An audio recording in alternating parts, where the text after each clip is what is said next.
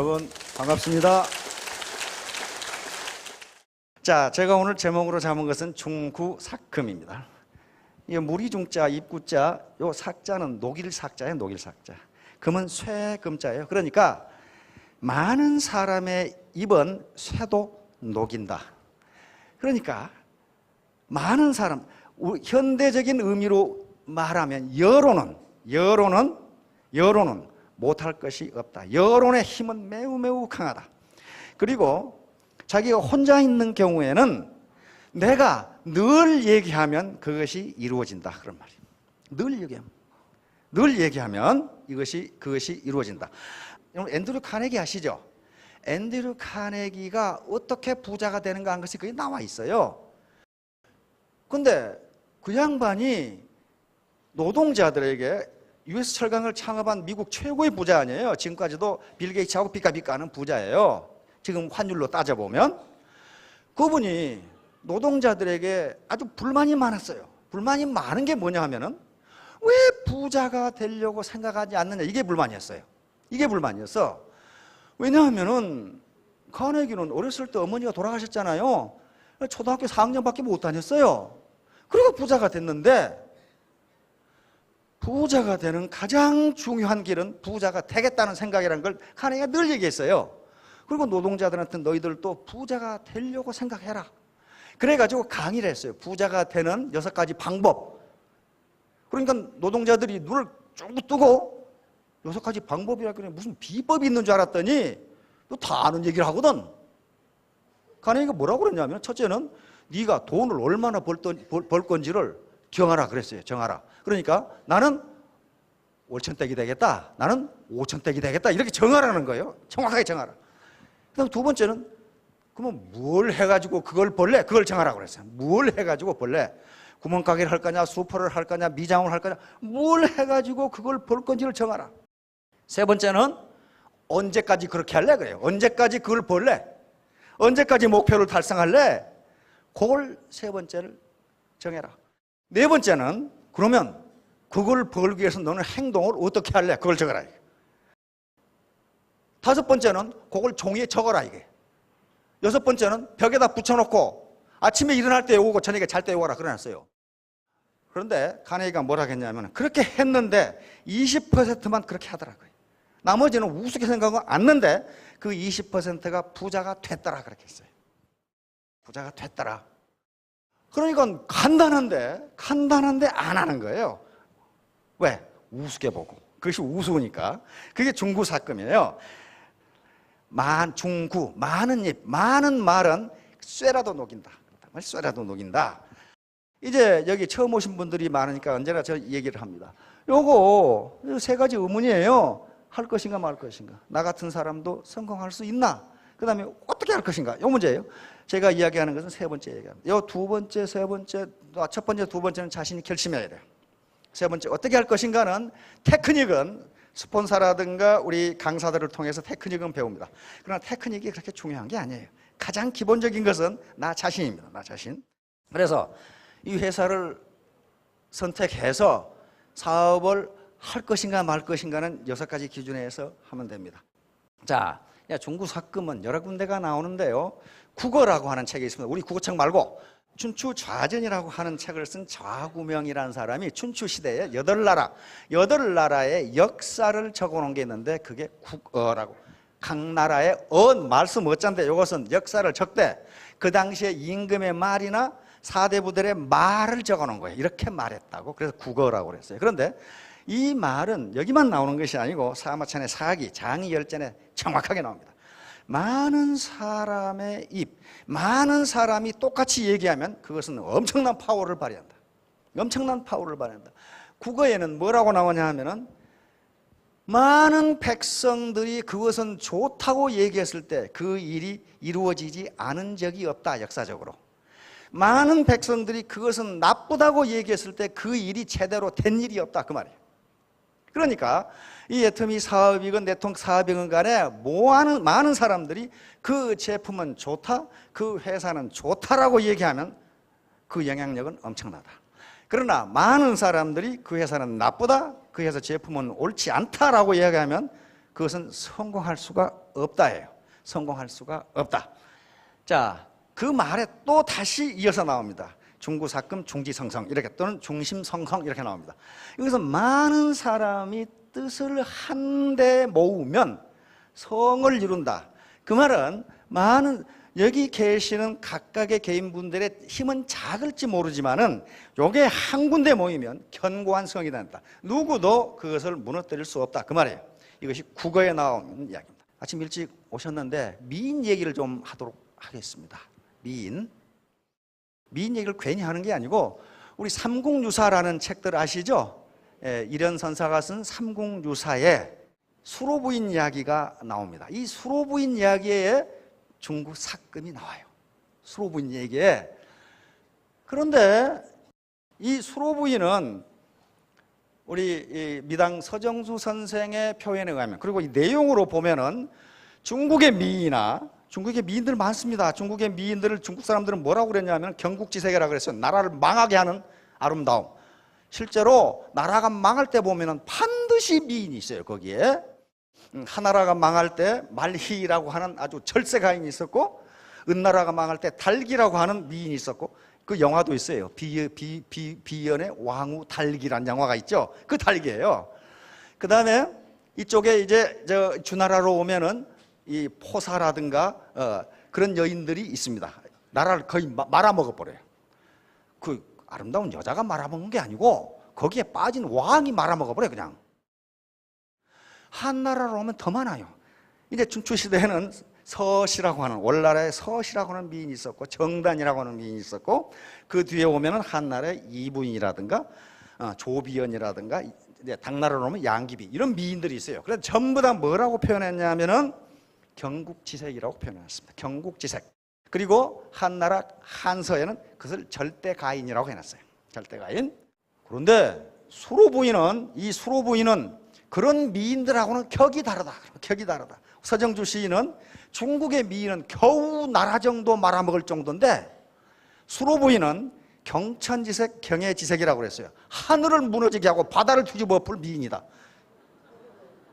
그 아름다우려면 그래, 그 정도는 아름다워야 무슨 아름답다든가 뭐 이렇게, 응? 하늘이 기울어지고 바다가 기울어질 정도의 미인이다. 근데 여기 계시는 여자 사장님은 나는 그러면 뭐야 이거? 전혀 걱정하실 것이 없어요. 어떤 철학자가 얘기하기를, 이 세상에 못생긴 여자는 하나도 없다. 단지 게으른 여자가 있을 뿐이다. 자기를 자기가 갖고 와야지. 수로부인처럼 말이죠. 자, 이 수로부인이 지금 얼마나 많은 사람을 먹여 살리고 있냐 하면은, 이게 수로부인이 삼척으로 지나갔는데, 이게 수로부인 헌화공원 지금 만들고 있어요. 삼척의 랜드마크입니다. 이제 무슨 얘기냐 하면요, 삼국유사에 나와요. 수로부인의 남편이 순정공이라는 사람인데, 통일신라 때입니다. 통일신라 때요. 순정공이 강릉태수로 부임하는데 수로부인이 따라갔어요. 남편이 따라가야지. 가다가 바닷가에서 점심을 먹는데, 바위가 1000길이나 되는 바위 낭떠러지인데, 낭떠러지가 병풍처럼 이렇게 둘러쳐 있는데, 그 1000길이나 되는 낭떠러지 바위 언덕에 철쭉꽃이 피어 있어. 수로부인이 그걸 보고, 누가 저 철쭉꽃 좀 따다 줄래? 그랬단 말이에요. 자고로 미인은 분숫기가 약간 있거든요. 그러니까 그 공주병도 심하고 분숫기가 있기 때문에 그 1000길이나 되는 낭떠러지 바위 가운데 핀 철쭉꽃을 끊어달라 이래. 그런데 그 쑥맥 같은 남편은 못 들은 척하고 있고, 따라간 종자들은 안 됩니다. 저건 1000길이나 되는데 어떻게 올라갑니까? 그런데 그 옆을 지나가던 암소를 끌고 가던 늙은 노인이 그 말을 엿듣고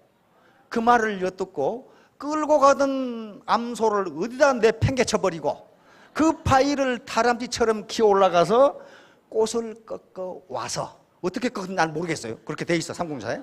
꺾어 와서 수로부인에게 그냥 바친 것이 아니라 헌화가를 지어서 바쳤어요.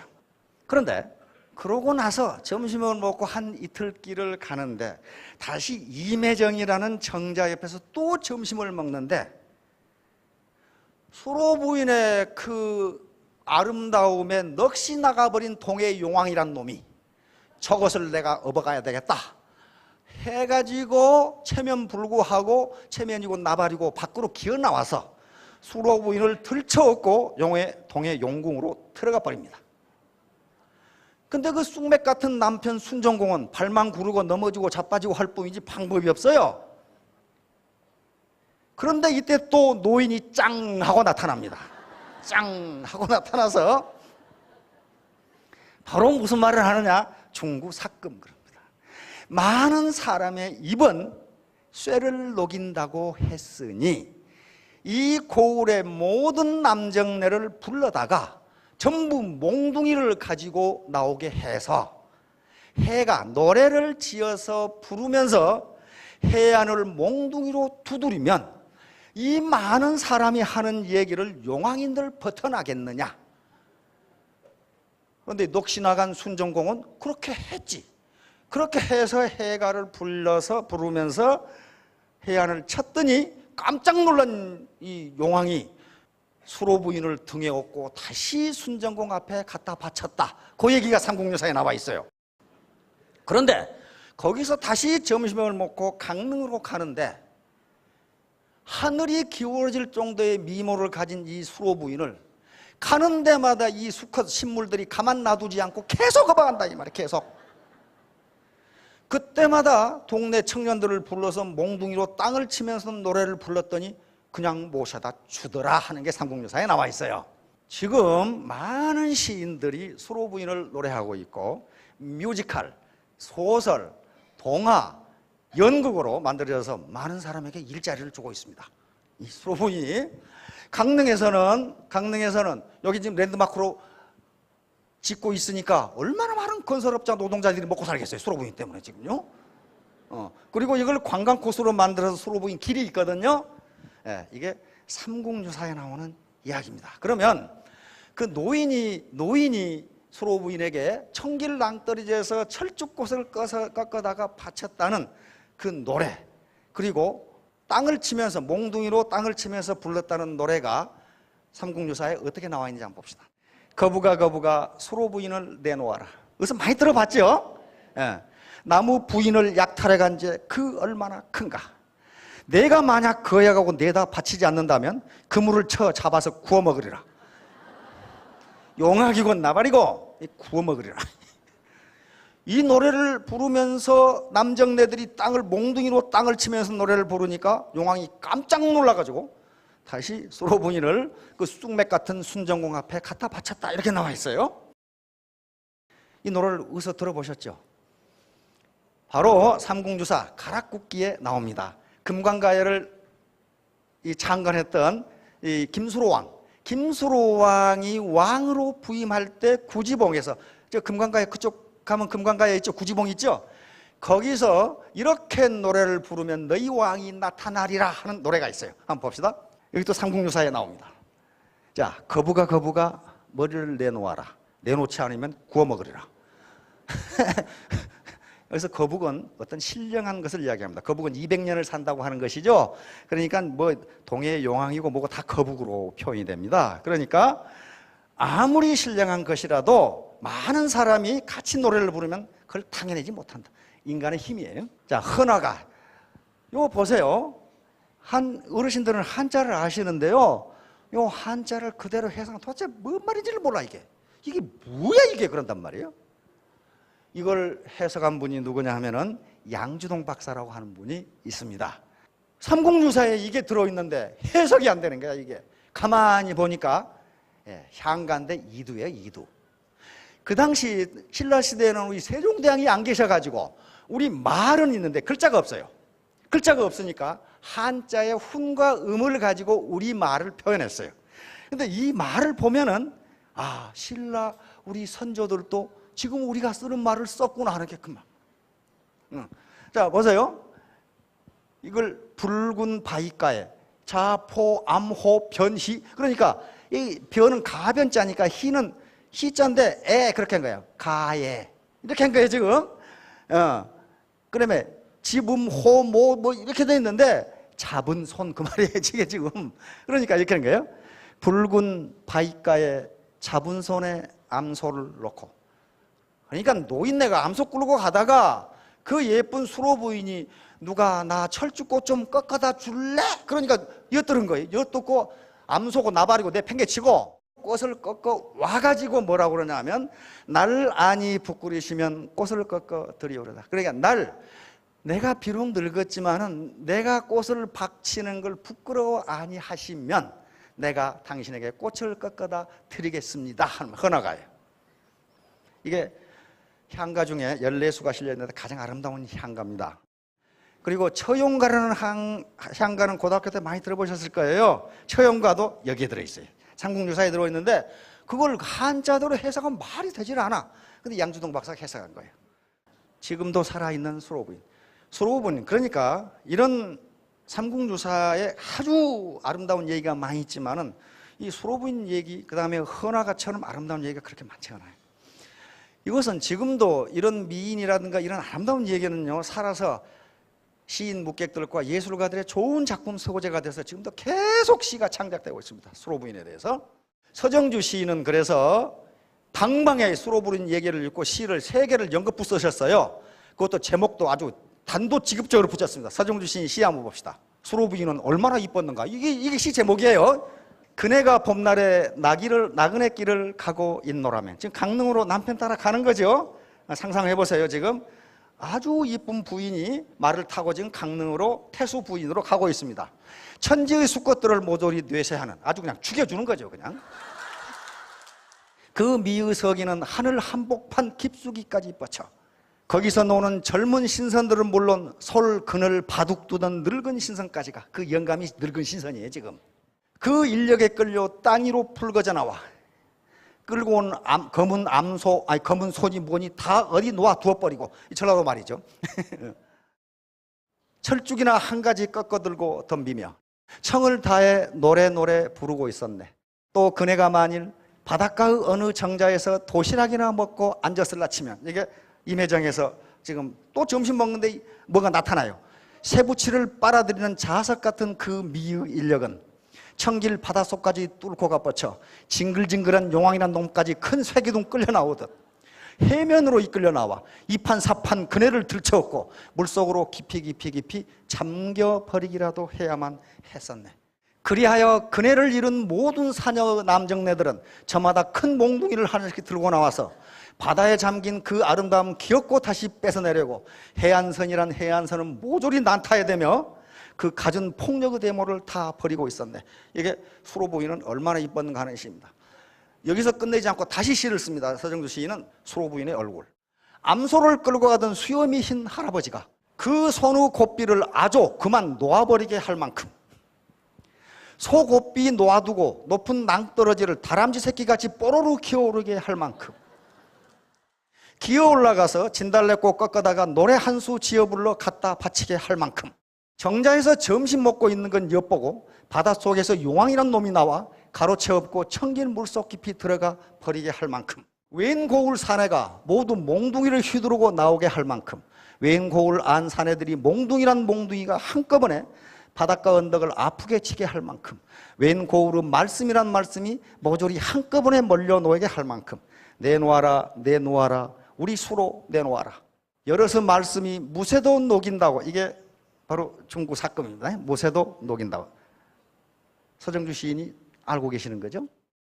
물속 천리를 뚫고 바다 밑까지 다가게 할 만큼. 여기서 끝나지 않고 노인 헌화가를 또 짓습니다.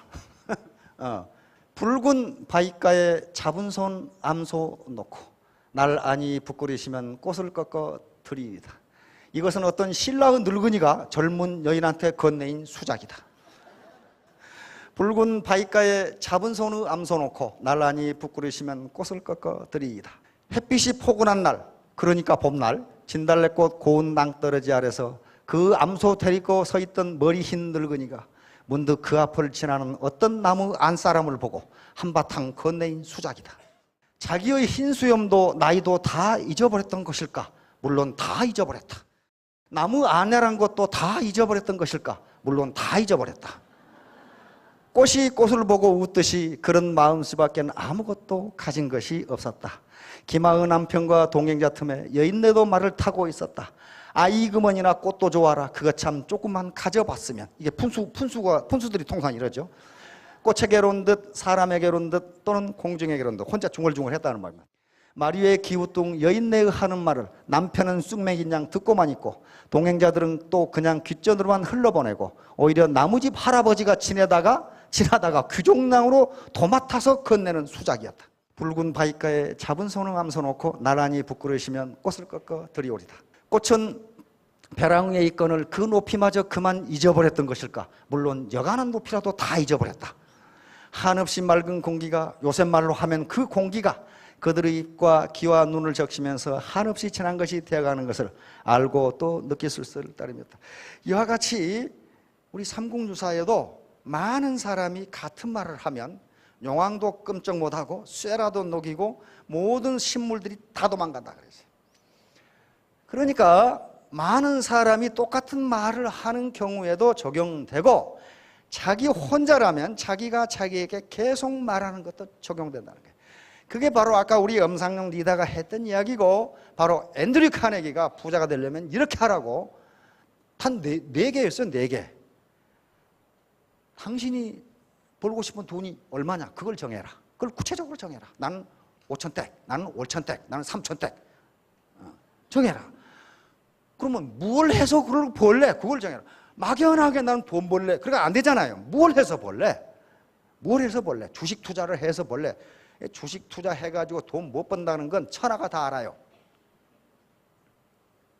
세 번째는 언제까지 그걸 벌래? 언제까지 네 소득이 월천댁이 되도록 할래? 그 말이에요. 네 번째는 그러면 그걸 벌기 위해서 너는 행동을 어떻게 할래? 그걸 정하라는 거예요. 그래 놓고 다섯 번째, 여섯 번째는 종이에 적어서 벽에 붙이고 외워라. 그것밖에 없어요. 그런데 성공학 책 중에서 한 100년 된 책이 있습니다. 월러스 워틀러스의 가르침 해가지고 시중에 나와 있어요. 나와 있는데 그게 100년 전에 미국에서 발행되었던 3권의 책을 한 권으로 묶어가지고 시중에 번역돼 나왔습니다. 그런데 미국에서 다시 그게 3권의 책이 한 권으로 묶어 나왔다는 것은 그것이 성공학의 거의 전부예요. 그런데 몇 페이지 되지를 않아. 몇 페이지 되지를 않아요. 그런데 그 뒤로 이제 이 나폴레옹 힐이라든가 지그지글라든가 이제 많은 스티븐 코비라든가 이 성공학자들이 나오는데요. 그 몇 페이지 안 되는 책을 벗어날 수가 없어요. 벗어날 수가 없어요. 그리고 몇 년 전에 시크릿이라는 책이 베스트셀러가 됐습니다. 시크릿도 월러스 워틀스의 가르침 그 책을 벗어나지를 않아요. 근데 월러스 워틀스는 어떤 인물인지 잘 몰라요. 사진은 나와 있는데 맨날 실패만 하다가 성공했던 인물이에요. 그런데 자기가 왜 실패했으며 성공했는가를 그 책에 써놓은 거예요. 그런데 뭐라고 그랬냐? 제일 중요한 것은 네가 부자가 되겠다는 생각을 좀 해라. 그것밖에 없어요. 그래놓고 이 책의 내용을 다 외워라 그랬어요. 외워라. 무조건 외워라. 무조건. 외우면 당신은 부자가 된다. 그래놨어요. 그러니까 야 미친놈 별소리를 다 하는데 모르는 놈 어디 있어. 모르는 놈이 없는데 실천한 놈도 별로 없어요. 그러니까 중구사금 나는 성공한다. 나는 반드시 이렇게 성공하고 말겠다. 나는 내 어려움을 반드시 극복하겠다는 말을 자기에게 계속하면은 그렇게 된다는 거예요. 이게 무슨 요술이 아니고 다음에 학문적으로 그것이 증명된 것들이 많이 있단 말이에요. 자고로 동서고금을 막론하고 미인들은 여러 수컷들의 모가지를 비틀어 놓습니다. 요게 지나가는데 이 모가지가 비틀렸잖아요. 전부 다 이게 지금 어디를 보고 있는 거예요. 전부 다 이게. 전부 모가지를 비틀어 놓습니다. 이 말은 히랍의 실학자 디오게네스, 통속의 철학자 디오게네스가 한 말입니다. 히랍에서 고대 올림픽이 나왔을 때 가장 인기 있는 경기가 판크라티온이라는 경기였어요. 판크라티온은 오늘날 권투, 레슬링, 유도, 합기도, 태권도를 다 합해놓은, 그러니까 치고 받고 내 던지고 허리를 꺾고 다 할 수 있다. 두 가지만 못하고 물어 뜯는 것하고 눈깔 찌르는 것은 못하고 두 개만 제외하고 두들겨 패든지 꺾든지 알아서 해라 그 말이에요. 그래서 한쪽이 항복하지 않으면 한 놈이 죽을 때까지 하는 게 판크라티온이에요. 가끔 옛날 영화 보면 나와요. 판크라티온 나와요. 한 놈이 죽을 때까지 해요. 그러니까 그 판크라티온 경기에서 챔피언이 됐다는 건 그 당시에 아테네, 그리스에서 가장 강한 사나이예요. 그렇죠? 가장 강한 사나이가 챔피언이 되면은 영화 배너에서 본 것처럼 마차를 타고 쑥 군중 앞을 지나간단 말이에요. 근데 이 챔피언 사나이가, 이 건장한 근육질의 사나이가 떡 마차를 타고 지나가는데 저쪽에 보니까 아주 아름다운 아가씨가 이렇게 서 있는 걸 보고 챔피언의 모가지가 점점 돌아가. 이렇게 마차는 앞으로 가고, 그러니까 디오게네스가 보고 아름다운 아가씨가 저 챔피언의 모가지를 비틀고 있구만, 이렇게 했단 말이에요. 이거요. 다 모가지가 다 비틀어지잖아요. 중구 사금, 많은 사람이 똑같은 얘기를 하면 쇠라도 녹일 정도의 파워가 있다. 중지성성, 많은 사람이 작은 힘이지만 그걸 합하면 견고한 성이 돼서 아무도 무너뜨리지 못한다. 이게 생각과 말의 힘이에요. 말의 힘인데, 여기 봅시다. 밥그릇에 맞아 죽은 선비. 옛날에 제가 어렸을 때만 해도 스님들이 탁발을 많이 다녔어요. 이렇게 배랑 메고 이렇게 하면 탁발을 많이 다니셨죠. 그러면 시주를 하면은 스님들이 또 뭘 많이 하냐면 사주 관상이라든가 묘자라든가 집터 손금을 잘 보셔요. 그래서 어느 선비 집에 가서 탁발을 했더니 선비가 쌀을 내주니까, 선비님 제가 손금이나 한번 봐드리겠습니다. 그러시오. 하고 손금을 보더니 깜짝 놀라는 거예요. 선비님 오늘 중으로 죽을 상입니다. 그런데 죽음을 피하시려면 밥그릇을 조심하십시오. 딱 그랬단 말이에요. 아니 밥그릇, 그럼 어느 놈이 내 밥그릇에 독을 넣는다는 말인가? 밥그릇을 내가 이렇게 튼튼한데 오늘 내가 죽어? 하고, 이 밥그릇에 뭔가 문제가 있다. 그래가지고 방에 밥그릇을 들고 들어가서 마누라가 들어오지도 못하게 하고 하루 종일 밥그릇을 지키고 있었어요. 이 밥그릇이 지금 어떻게 하나? 밥그릇만 정신을 쏟고 있다 보니까 이 마누라가 밥 먹으라고 불러도 대답도 안 해. 날이 어두워질 때까지 밥그릇을 보고 있는데 밥그릇에는 아무 이상이 없어. 거기서 뭐가 번쩍해서 나오는 것도 아니고. 그래서 내가 이 중에게 속았구만 하고 그냥 화가 나가지고 밥그릇을 옆에 놔두고 잠이 들었는데, 마누라가 앞만 불러도 이 남정네가 대답도 안 해서 화가 난 마누라가 문을 박차고 들어갔는데 하필 문 옆에 있던 밥그릇이 선비의 대가리에 맞아가지고 죽어버렸어. 며칠 뒤에 그 마을을 지나던 스님이 어떻게 됐냐고 물으니까 그 선비가 밥그릇에 맞아 죽었다 이러니까, 나는 너무 영험해서 탈이야 이랬단 말이에요. 그런데 그 스님이 영험한 건가요? 그렇다고 그러니까 그렇게 된 거예요.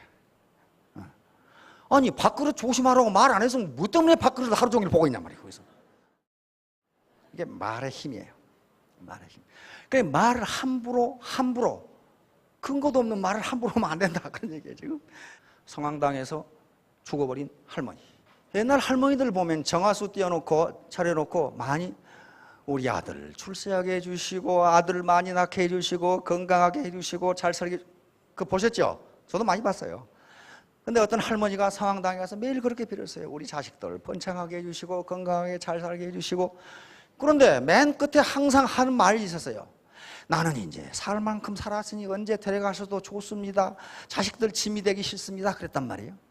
매일 그 기도를 했어. 근데 어느 날 나무꾼이 보고, 이 할머니를 좀 놀려줘야 되겠다. 그럼 기도가 딱 끝나니까 나무꾼이 뒤에서 성황당 뒤에 있다가, 그게 네 소원이라면 오늘 내가 너를 데려가마. 그랬단 말이에요. 깜짝 놀래가지고 죽어버렸어. 그래서 그렇게 기도를 했는데, 그게 내 소원이라면 오늘 내가 너를 데려가마. 그러니까 진짜 산신령이 나온 줄 알고 깜짝 놀리고. 다시 말하면 아무것도 아닌 것처럼 자기에게 얘기했지만 그것이 말이 씨가 돼서 나타난다. 그러니까 부정적인 말은 함부로 하면 안 된다. 누가 듣든 안 듣든. 누가 들었어? 나무꾼이 들었어. 나무꾼이. 그래서 이게 말의 힘이고 생각의 힘이에요. 이것도 바로 아까 말씀하신 요 내용이 다 나와 있습니다. 사기장이열전에 나와 있는데, 이게 여러 사람이 한 사람을 헐뜯으면 그 사람 뼈까지 녹는다 그런 말이에요. 헐뜯으면. 그러니까 부정적인 말을 계속하면은 자기가 자기에게 부정적인 말을 해도 자기 뼈가 녹는다. 그렇게 하지 말라는 거예요. 그렇게 하지 말라. 여기 중요한 말들이 나와요. 저구, 침주. 깃털이라도 많이 쌓으면 배가 가라앉는다. 그렇잖아요. 깃털이라도 많이 쌓으면 배가 가라앉는다. 그 말은 긍정적인 면과 부정적인 면이 두 개 다 있습니다. 아무리 적은 노력이라도 계속하면 언젠가는 엄청난 성과를 가져온다는 뜻이 있어요. 반대로는 아무리 부정적인, 이게 뭐 이 정도는 해도 괜찮겠지 하는 부정적인 행위를 계속하다 보면 나중에 그것이 큰 죄악이 된다는 거예요. 그 다음에 두 번째 또 있어요. 군경절축. 아무리 가벼운 것이라도 수레에 계속 실으면 수레의 굴대가 부러진다 그런 말이에요. 그러니까 작은 것을 가볍게 생각하지 마라. 어느 날 깃털 몇 개 실은다고 배가 가라앉고 수레가 부러지고 그러지 않습니다. 계속 해야 돼요. 그렇죠? 계속. 이것이 1만 시간의 법칙이란 말이에요. 다음 중구삭금 딱 이렇게 나옵니다. 많은 사람이 얘기를 하면은 그것이 쇠라도 녹입니다. 그러니까 임금님에게, 지금 임금을 설득하려고 하는 얘기야. 임금님에게 누군가가 옳지 않은 일을 계속 하면은 그것이 나라를 말아먹는다. 지금 그런 말이. 그 다음에 또 나옵니다. 거기 뒤에 적해 소골. 그러니 임금님께서는 잘 생각해서 결정하십시오. 지금 이런 얘기입니다. 그러니까 우리가 하는 행위가 어느 날 갑자기 돈이 벌리는 게 아니고 우리가 쌓는 이 포인트가 어느 날 갑자기 높아지는 게 아니에요. 계속 하다 보니까 그렇게 된다. 자, 당신의 말은 항상 옳다. 요게 이제 현대 과학에서는 어떻게 되느냐 하는 거예요. 헨리 포드 아시죠? 이게 자동차 왕. 헨리 포드가 어느 날 간부회의를 소집해가지고 A라는 간부에게 물었습니다. 자네, 이러이러한 자동차를 이러이러한 가격에 만들 수 있나? 그러니까 A 간부가 사장님, 현대 기술로는 그게 불가능합니다. 그랬단 말이에요. 그러니까 포드가 자네 말이 옳네. 그랬어요. B라는 간부에게 자네 이러이러한 자동차를 이런 가격에 만들 수 있나? 그러니까 B라는 간부가 맞아, 자네 말이 옳네. B라는 간부는 만들 수 있습니다. 그러거든. 그러니까 자네 말이 옳네. 그랬단 말이에요. C라는 간부가 아니 사장님, 만들 수 없다는 대답도 옳다고 하시고 만들 수 있다는 대답도 옳다고 하시는데 도대체 누구 말이 옳습니까? 그러니까 헨리 포드가 대답한 말이 그 기록에 있어요. 뭐라고 했냐면은 만들 수 없다고 하는 놈은 못 만들고 만들 수 있다고 하는 놈은 만드니까 둘 다 맞는 거지 그랬단 말이에요. 근데 그거 만들었어요. 만들었다고. 그래서 이게 뭐냐면은 학문적으로 자기충족적 애언입니다. 이게 로버트 머튼 교수인데 하버드 대학의 사회심리학 교수입니다. 이분이 쓴 사회구조론에 그런 말이 있어요. 기대한 대로 이루어진다. 인간의 기대는 그대로 이루어진다. 내가 어떻게 되리라고 믿으면 그대로 된다. 이 사람 무슨 점술학자도 아니고 세계적인 대학 하버드 대학의 교수입니다. 이 아들은 노벨상을 받았어요. 이 양반 사회학이니까 사회학에 노벨상이 없으니까 못 받고 그 아들도 로버트 C 머튼인데 하버드대 경제학 교수인데 노벨상을 받은 그 집안이에요. 그러니까 이 양반이 자기 충족적 애언, 다시 말하면 내가 한 말이 나를 충족시킨다. 그대로 이루어진다. 나는 5년 이내에 로열이 되겠다. 그것이 그 말 자체가 충족된다. 그런 말이에요. 그 말 자체가 충족된다. 그래가지고 로버트 머튼 박사가 이 이론을 발표하니까 학자들이 벌떼처럼 날아들어가지고 맞냐 틀냐를 이제 증명을 해야 될 거 아니에요. 증명을. 그런데 많은 케이스에 이것이 옳다는 게 증명이 됐어요. 그걸 피그말리온 효과라고 그럽니다. 믿는 대로 이루어지라. 믿는 대로 이루어지라. 로버트 머튼 교수는 무슨 예를 드러났냐 하면은 록사나라고 하는 여자가 결혼을 해가지고 혹시 내 결혼 생활이 실패할지도 모른다라고 생각하면 반드시 실패한다 그랬어요. 반드시 실패한다. 그 의심만 가져도 반드시 실패한다. 이게 의학에서는 플라시보 효과라고 그럽니다. 믿는 대로 이루어진다. 자, 요겁니다. 바로 자기 충족적 예언. 이게 self-fulfilling prophecy라고 그러거든요. 이게 피그말리온 효과로 전부 증명이 된 거거든요. 캘리포니아의 한 이 초등학교에서 실험을 한 겁니다. 이게 과연 그렇게 되는가 하는 걸 실험했는데 100% 그렇게 됐어요. 그러니까 우리의 신뢰, 우리의 믿음은 나는 5년 뒤에 로얄 마스터가 되겠다 하는 빌리프입니다. 마이 빌리프. 아워 빌리프. 마이 빌리프가 내 신념이 뭘로 나타나요? 행동으로 나타납니다.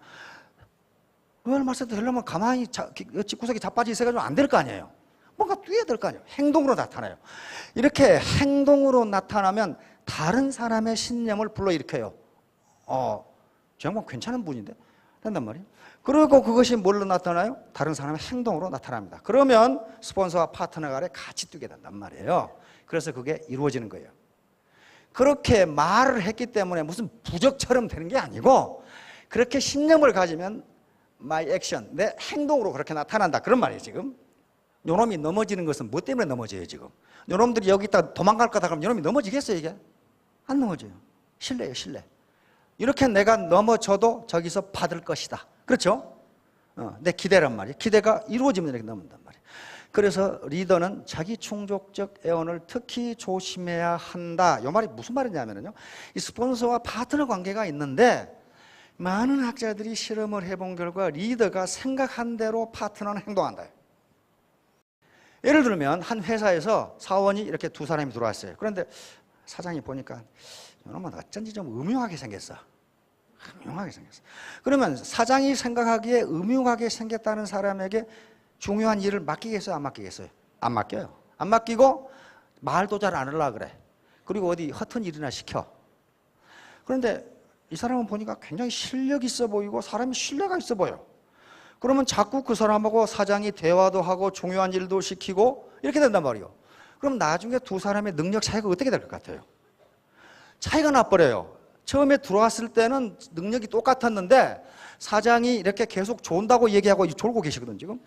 그러면서 이 불성실하다고 생각한 사람은 중요한 일을 안 시키니까 능력이 계속 떨어져요. 그리고 이 사람은 사장이 신뢰를 주니까 더욱 사장에게 충성을 해. 그렇죠? 퇴근도 안 하고 일하고 무슨 아이디어 내고. 한참 있다가 사장이 뭐라고 그러냐면은 맞아, 내가 사람 보는 눈은 있어. 근데 그럴 줄 알았어. 그럴 줄 안 게 아니고 그렇게 생각하니 그렇게 됐다는 거예요. 이게 자기 충족적 애언이에요. 리더가 생각하는 대로 밑에 사람은 행동한다. 그건 자기도 마찬가지입니다. 나는 해낼 수 있다고. 왜냐하면 전부 다 셀프 리더 아니에요. 셀프 리더니까 나는 이 일을 할 수 있다. 나는 부자가 될 수 있다고 생각하면 자기 몸이 그렇게 따라준다는 거예요. 그러나 아이고 내가 지금까지 해보니까 되는 일이 아무것도 없더라. 이렇게 되면 그 사람은 앞으로도 아무것도 안 돼요. 자, 아까 전에 포드 얘기했죠. 뭐라고 그랬어요? 요 말입니다. If you think you can do a thing or think you can't, you're right. 이런 얘기가 났단 말이에요. 당신이 할 수 있다고 생각하건 할 수 없다고 생각하건 당신은 옳다. 3인성어는 제가 몇 번 얘기한 적이 있습니다. 세 사람이 호랑이를 만들어낸다. 세 사람이 호랑이를 만들어낸다. 요거 유튜브에 들어가시면요. 3인성어를 실험하는 동영상이 있어요. 그러니까 SBT에 호랑이가 나타났습니다. 한 사람이 얘기하면 뭐라고 해요? 미친놈, 여기 호랑이가 뭐 나타나? 두 사람이 똑같이 와서 SBT에 호랑이 나타났습니다. 그러면 호랑이? 세 사람이 얘기하면 사람, 엄마야 사람 살려고 도망간다는 거예요. 요거 얘기해요. 유튜브에 나와 있는 요 실험은 어떻게 했냐면요. 유원지에서 사람들이 가족하고 유원지에 이렇게 놀고 있어요. 근데 한 청년이 우통을 벗어 제끼고 빤스만 지고 춤을 추기 시작했어. 춤을 추기 시작하니까 사람들이 웬 미친놈인가 하고 이렇게 봐요. 한참 그렇게 추고 있는데 또 한 놈이 또 빤스만 입고 나와가지고 춤을 추니까 사람들이 이제 호기심을 가지고 보기 시작해. 세 놈이 그렇게 하니까 전부 다 춤춰. 거기서 이제 전부 다 나와가지고. 이게 3인성어예요. 한 사람이 움직일 수는 없어요. 그래서 늘 얘기하는 게 애터미 사업, 네트워크 사업이 성공하시는 혼자 해서는 안 된다는 거예요. 적어도 세 사람이 같이 해야 돼요. 같이 움직이면 그 파워가 나와요. 자, 요 얘기입니다. 영국 속담에도 그 말이 있어요. 세 명이 돌을 케이크라고 하면 그것은 케이크다. 미국이나 영국에서 다 알고 있어요. 세 사람이 하면 거의 대부분의 사람이 믿는다. 요 스탠리 밀그램 유명한 스탠포드 대학의 심리학 교수입니다. 사람들은 왜 동조하는가 하는 실험을 한 거예요. 우리 어르신들 옛날에 장에 가면 동동구리무장수가 있었어요. 그러면 혼자 등에다 이게 뭐 큰 북 메고 발 이렇게 하면 꽝 하기도 하고 뭐 이렇게 하죠. 그래서 처음에 사람이 없어. 사람이 없다가 하나 둘 모여들기 시작하면 나중에 뺑 눌러 앉아요. 이렇게. 그 효과예요. 동조 효과라고 그러는데 컨포미티라고 하는 건데 이걸 밀그램 교수가 실험을 했어요. 뉴욕 시내를 지나가다가 실험자들에게 뉴욕 시내를 지나가다가 청년에게 갑자기 서가지고 건물을 쳐다보라 이거예요. 이렇게 지나가다 갑자기 보니까 42% 사람이 지나가다가 건물을 보더라 이거예요. 이번에는 두 사람이 그렇게 하게 했어요. 두 사람이 그렇게 하니까 60% 사람이 건물을 쳐다보더래요. 세 사람이 그렇게 하니까 86% 사람이 쳐다보더라. 그래서 밀리그램 86% 전부 다 합니다. 나머지 14%는요, 폭탄이 쳐도 안 쳐다봐요. 이런 사람들은. 아무 생각이 없는 사람. 86%면 전부라고 이야기합니다. 전부. 그러니까 세 사람이 그것이 근거가 있는 행동이건 없는 행동이건 똑같은 행동을 하면 대부분의 사람이 그것에 따른다. 이 사람은 똑같은 실험을 했어요. 뭐라고 그랬냐면 세 사람이 모이면 하나의 움직임이 된다. 사무법칙은 상황을 바꾸는 구체적인 힘으로 작용한다. 세 사람이 같은 말을 하면은 상대방은 믿는다. 믿는다. 거짓말을 하면 안 됩니다. 거짓말을 절대로 해서는 안 돼요. 참말을 해야 돼, 참말. 진실을 얘기하면은 믿는다. 믿는다. 거짓말을 하면 절대로 안 된다. 고객을 일시적으로 속일 수는 있지만 영원히 속일 수는 없습니다. 그건 불가능해요. 절대로 불가능합니다. 그리고 마케팅에 아주 금원이 있습니다. 마케팅은 물건을 파는 것이 아니라 자기의 인품을 파는 것이다. 이게 마케팅 학자들의 결론이에요. 뭐 여러 가지 테크닉 얘기하다가 결론에 딱 그렇게 써놔요. 결국 마케팅은 물건을 파는 게 아니라 자신의 인품을 파는 것이다. 그래서 같은 목소리를 내야 합니다. 같은 목소리를 어떻게 내야 되느냐? 진실을 얘기해야 돼. 진실을 얘기해야 됩니다. 절대로 허풍을 친다거나 거짓말을 한다거나 해서는 절대로 안 됩니다. 절대로 안 돼요. 지난주에 이 방송국에서 다단계에 대해서 토론하는 걸 들었어요. 거기에 우리나라의 저명한 교수들, 학문적으로 저명한 것이 아니라 영향력이 강한 교수 몇 분이 참석을 했어요. 얼마나 부정적인 얘기를 하는지. 근데 그 사람들을 나쁘다고 할 수 없어요. 그것이 뭡니까? 지금까지 다단계에서 그 사람들이 느꼈던 것을 거기서 이야기하는 거예요. 나쁘다고 할 수가 없어요. 근데 제가 들어보니까 그 말이 맞지가 않는데 그 인식이 보편화되어 있어요. 보편화되어 있다고요. 그래서 근데 그분들의 영향력이 너무 커요. 너무 큽니다. 그 지식인들이에요. 지식인들이 그런 인식을 가지고 있고 그러면 지금까지 그 인식을 줬다는 거예요. 그러면 지금까지의 네트워크 마케팅의 행태가 지식인들에게 그런 부정적인 인상을 갖게 했다면은 그걸 고치는 대로 지금까지의 역사만큼의 시간이 필요해요. 하루아침에 안 바뀌어집니다. 그거 안 바뀌어져요. 안 바뀌어집니다. 백정이라는 말 있죠? 백정. 개백정 할 때 백정. 원래 소, 개 때려잡는 사람이 다른 이름이 있었다는데 백정이라는 말이 흰백자, 사나이 정자니까 아주 깨끗한 사나이 그 말이거든요. 세종대왕 때인가 그 사람들을 높여 부르기 위해서 그렇게 했답니다. 근데 그 이미지가 행편이 없으니까 백정 금지부터 개백정 생각하지 참 깨끗한 사람 그렇게 생각하는 사람 어디 있어요? 그래서 네트워크라는 다단계의 이름을 아주 섹시하게 바꿔도 거기에 종사하는 사람들이 행태를 안 바꾸면요 그 이름 자체가 또다시 아주 사기꾼 취급을 당한단 말이에요. 그렇게 하면 절대로 성공합니다. 어르신들 옛날에 명심보감에 그 말 있죠. 적선지가 필요여경, 적불선지가 필요여앙 그렇게 됐어요. 그러니까 그 말이 무슨 말이냐면은 선을 계속 쌓는 집안에는 남는 경사가 있다. 그 말은 아버지가 선을 쌓으면 그 선의 덕이 아들 때까지 간다. 그런 말이에요. 적불선지가 필요여왕이라는 것은 내가 불선, 악을 쌓으면 나는 잘 먹고 잘 살지 모르겠지만은 그 화가 아들 때에 미친다 그 말이에요. 근데 역사적으로 그게 많은 증명이 있어요. 아버지가 나쁜 짓을 하면은 그 아버지는 잘 살아요. 잘 살아. 그런데 그 아들 때 폐가 망신해버려요. 아주 멸문지화를 당하는 경우가 많아요. 마찬가지로 그 아버지가 선을 쌓으면 많은 선을 쌓으면 그 아들이 개차반 같은데도 잘 살아. 그게 여경이라고 그랬어요. 나에게 경사가 있을 뿐만 아니라 경사가 남아서 아들 때까지 미친다 그런 말이에요.